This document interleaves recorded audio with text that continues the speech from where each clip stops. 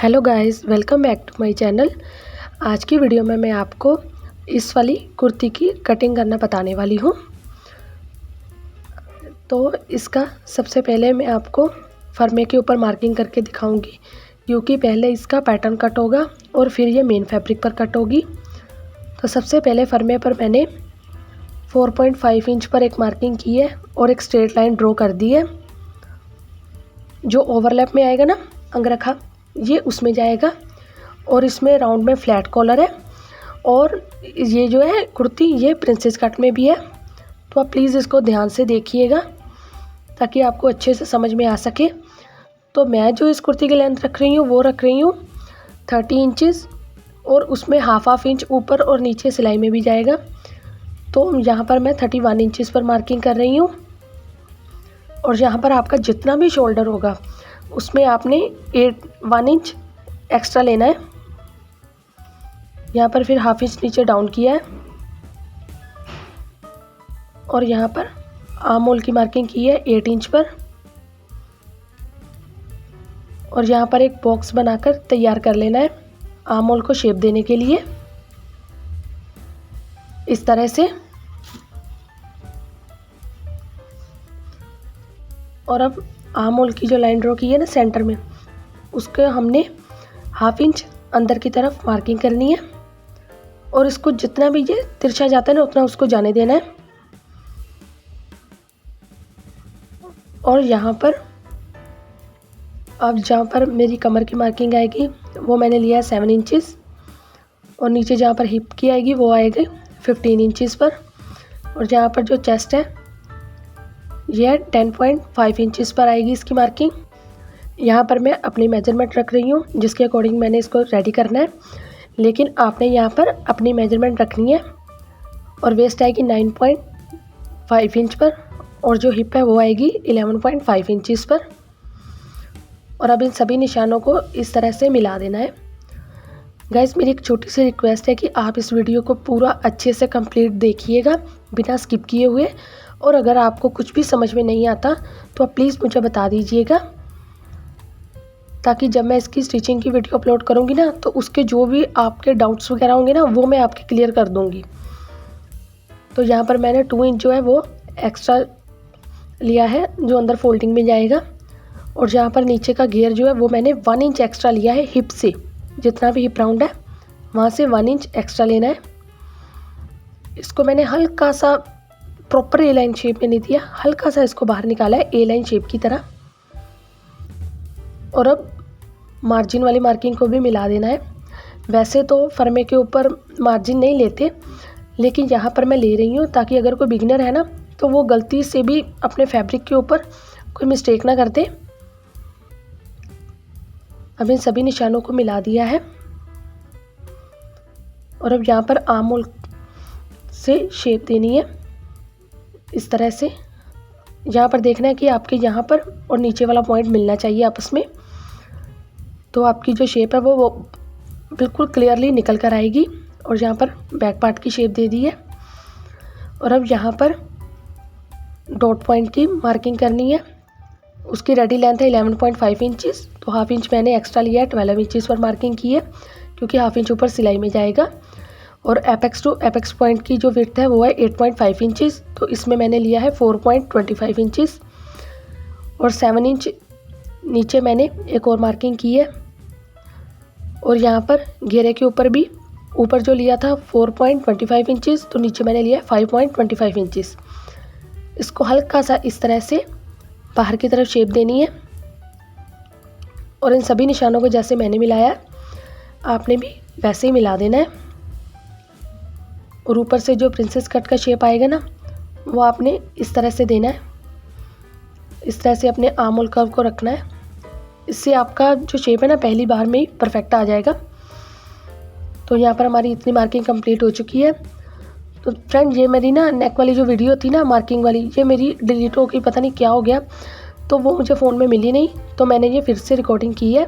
तो यहाँ पर नेक की जो विड्थ है वो मैंने ली है 3.5 इंचज़, जो नेक की लेंथ है उसको मैंने लिया है 4 इंचज़। और यहाँ पर 1 इंच पर मैंने इस तरह से तिरछे में एक और लाइन ड्रॉ की है। इससे ना आपकी जो नेक का राउंड होता है ना, क्योंकि हमने प्रॉपर तो राउंड नहीं बनाना होता, इसको हल्का सा खड़े वाला राउंड बनाना होता है ना, तो ये बिल्कुल परफेक्टली बनकर आएगा काफ़ी अच्छे से। बिगिनर के लिए ये काफ़ी हेल्पफुल है टिप। अगर आपको इस तरह से नहीं बनता तो आप इस तरह से तिरछा करके बना सकते हैं। तो ये वाली मार्किंग हो चुकी है और अब मैं आपको आगे का बाकी का प्रोसेस बताती हूँ। तो यहाँ पर मेरी मार्किंग भी कंप्लीट हो चुकी है सारी और अब मैं इसकी कटिंग करूँगी। तो सबसे पहले इस जहाँ पर जितना हमने शोल्डर डाउन किया था वहाँ पर करनी है और फिर बैक पार्ट के अकॉर्डिंग कटिंग करनी है। जो बैक पार्ट का आर्म होल है ना, उसके अकॉर्डिंग ही इसकी कटिंग जाएगी। अभी इसमें और कुछ भी कट नहीं करना है। तो ये वाली कटिंग तो मेरी कंप्लीट हो गई है। अब ये मैं आपको फैब्रिक दिखा देती हूँ। ये वाला क्रश वाला फैब्रिक है। तो सबसे पहले मैंने इसको डबल फोल्ड करके बिछा लेना है। तो मैंने इसको उल्टा करके डबल फोल्ड करके बिछा लिया है। यहाँ पर इसकी किनारी वाली साइड है और जहाँ पर मैंने फरमा रखा हुआ है वहाँ पर वो वाली बंद वाली साइड है। क्योंकि बैक पार्ट में हमें कुछ चेंजेस नहीं करने, तो बैक पार्ट जो है वो 1 पीस में ही कटेगा। यहाँ पर सिर्फ छोटा सा एक चेंज आएगा कि बैक पार्ट जो है वो 1/2 इंच एक्स्ट्रा कटेगा इस तरह से। बाकी जो मार्किंग है वो सेम ही जाएगी। जैसे हमने इस तरह से फर्मे को कट किया है ना, उसके अकॉर्डिंग ही जाएगी, उसमें कोई भी और चेंजेस नहीं होंगे। मैं आपको एक बार फिर से बोल देती हूँ कि अगर आपको कुछ भी समझ में नहीं आया तो मुझे कमेंट करके ज़रूर पूछिएगा, मैं आपके सवालों का जवाब ज़रूर दूँगी। तो अब यहाँ पर इसकी ये जो मार्किंग हो चुकी है, अभी मैं फ़िलहाल इसको कट नहीं कर रही हूँ, सिर्फ मैंने इसको मार्किंग करके रख दिया है। और अब इसके अकॉर्डिंग हम फ्रंट पार्ट की कटिंग करेंगे। इसके लिए यहाँ पर प्रिंसेस कट की जो मार्किंग की थी ना, वहाँ पर उसको कट कर लेना है इस तरह से। और अब इन दोनों पीसीस के दो पीसीस निकलेंगे, एक फ्रंट वाले के जहाँ पर मैंने नेक की मार्किंग की है और एक दूसरे साइड वाले के। और अब यहाँ पर 4 इंच पर एक और मार्किंग करनी है और इस तरह से स्ट्रेट में लाइन ड्रॉ कर देनी है। अगर आप चाहें तो इसको हल्का सा डाउन में बिल्कुल छोटा सा स्लांट दे सकते हैं, नहीं तो आप इसको इस तरह से स्ट्रेट भी रख सकते हैं, वो आपकी मर्ज़ी है। और अब इसको कट कर देना है। जैसे वीडियो में आपने देखा था ना कि ओवरलैप किया हुआ है कुर्ती को, तो इसीलिए यहाँ पर इस तरह से कटिंग कर देनी है। और अब जहाँ पर जो दूसरी साइड थी ना ओपन वाली, इस कपड़े का अर्ज जो है वो काफ़ी ज़्यादा था, तो यहाँ पर इस तरह से मार्किंग करते जाना है। जो नेक है और जो ऊपर से वो दोनों सेम ही आएंगे। और अभी हमने फ्रंट आर्म होल की कटिंग नहीं करनी है, वो हम बाद में करेंगे। पहले हम सिर्फ इसकी मार्किंग करेंगे और जब इसको स्टिच करके रेडी कर लूँगी ना, जो सामने वाला पार्ट है सभी को स्टिच करूँगी, फिर उसके बाद मैं फ्रंट वाले आर्म होल की कटिंग करूँगी। और अब यहाँ से आपको 1/2 इंच एक्स्ट्रा लेते हुए जाना है, क्योंकि जब हम दोनों पार्ट को जोड़ेंगे ना, प्रिंसेस कट वाले फ्रंट वाले जो है, तो उसमें 1/2 इंच जो है वो नीचे सिलाई मार्जिन में भी जाएगा।